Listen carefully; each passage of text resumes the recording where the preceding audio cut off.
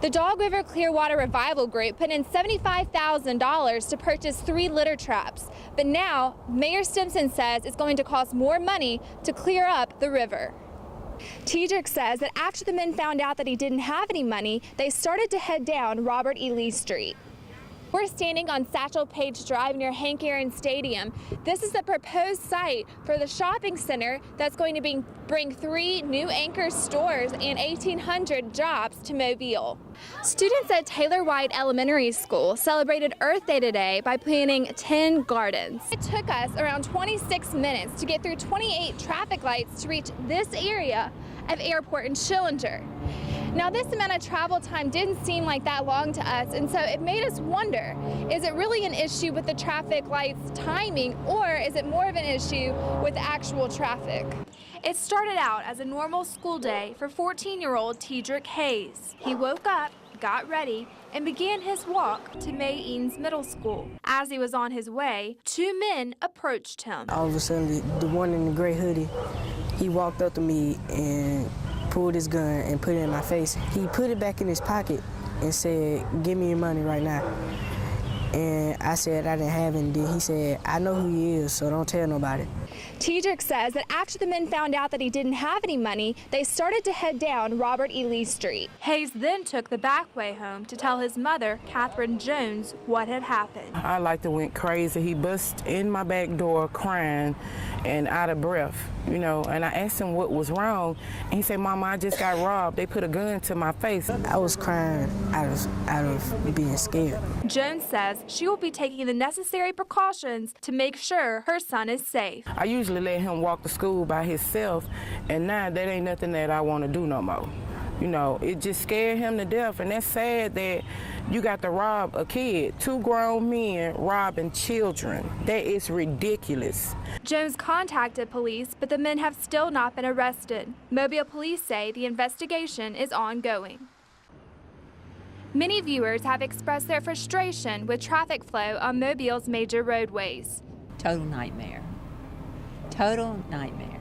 Some believe service roads are to blame, while others say the traffic lights are timed incorrectly. Between the lights and the fact that you've got so much side traffic coming in, you would think that engineers could do a little bit better job in planning that and in staging the light system in the way that you know, it would help better flow of traffic. The mayor's administration says they have received complaints about traffic, but do not have the funding to address the issue now. In order for this to be a well-functioning city, we need to make sure that our citizens, our business folks, are able to move freely and are able to access businesses, are able to access their places of work, vice versa, in efficient ways. News 5 took to the streets to find out just how long it would take to travel 8.7 miles down Airport Boulevard during lunch hour. It took us around 26 minutes to get through 28 traffic lights to reach this area of Airport and Schillinger. Now, this amount of travel time didn't seem like that long to us, and so it made us wonder, is it really an issue with the traffic lights timing, or is it more of an issue with actual traffic? Officials from the Traffic Engineering Department were unable to speak with us today. However, they have agreed to talk with News 5 next week. In the meantime, the mayor's chief of staff ensures the public that the administration is aware of the issue. And all great cities have traffic problems, but all great cities also address them. Signing up for health insurance under the Affordable Care Act can seem daunting to many people who still have unanswered questions. What are the prices? And the doctors, you know, what kind of doctors can I use and which hospitals can I use here? Community efforts are being made throughout Mobile to inform people about the Affordable Care Act and to give them the opportunity to sign up. Today, the Mobile County Commission sponsored an event held at Friendship Missionary Baptist Church. County Commissioner Merceria Ludgood attended the event. But for some people for whom getting to those locations is a challenge, we wanted to bring an event into this community. Number 54, please. Members of Bama Covered, a college student organization, also volunteered at the event to help counsel people wanting to sign up for health care. Co-founder of Bama Covered, Dan List, says the issue of health care reaches beyond politics. Anyone we know who spends so much as a minute in an emergency room, that's a $1,000 bill. And whether you have a lot of money or not a lot of money, you know the value of insurance. With the deadline to sign up for the Affordable Care Act fast approaching, hundreds of people have shown up today to sign up before the March 31st deadline to avoid IRS fines and to find an affordable plan that works for them. And I think everybody should get their fair chance to have health care. I mean, doctor bills are very expensive and unavoidable. County Commissioner Ludgood urges people to enroll before Monday to ensure they have coverage as soon as possible. Having that insurance card empowers you to go in and get what you need. Are you a typical little 7-year-old girl? You like to tell me what you're gonna wear and what you're not gonna wear? Avery Atkins was only 1 year old when she was diagnosed with Rett syndrome, a neurological disorder that primarily affects girls. She lost her ability to use her hands, talk, walk. She's fed through a feeding tube. She has 6 to 8 seizures a day. At her worst was having 25 to 30 a day. Her parents have been struggling to find a medication to stop their daughter's seizures, while at the same time ensuring she is able to keep her personality intact. What do you want to say?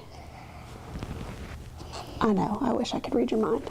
She has been prescribed a number of different medications, but her parents see how she suffers from the harmful side effects. Either she's very sleepy or asleep or zombie-like throughout the day. Avery's mother found out through a Facebook friend about grassroots efforts being made in Alabama to try and get Carly's Law passed. This law would allow the University of Alabama at Birmingham to conduct a study of cannabidiol oil, commonly referred to as CBD oil, the marijuana oil that has 3% or less of THC, which is the non-psychoactive ingredient in marijuana. It would also legalize its use for patients suffering from epilepsy and other neurological disorders that cause seizures. Avery's family got involved by participating in a rally held on March 1st in Birmingham. Initially, Avery's father was skeptical about whether or not the law would even pass in conservative Alabama. She started telling me about all these wonderful people, and I was like, I really, it changed me, because I said, maybe this can happen in Alabama. He did research to find out more about CBD oil, learning how the drug could potentially help his child. As parents, the two are not afraid to give their child the drug. I knew Avery could not ever overuse,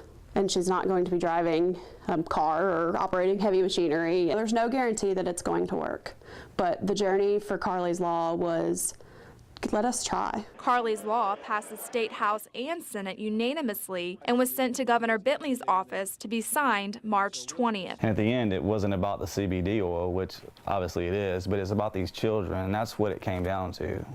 That's these beautiful angels are the lobbyists that pretty much changed the culture and politics of Alabama. Avery's doctors are ensuring Avery is considered for the study. Her parents say they hope their daughter will one day be seizure-free and better able to express her personality and love for them. Reporting from Baldwin County, I'm Natalie Finnorn.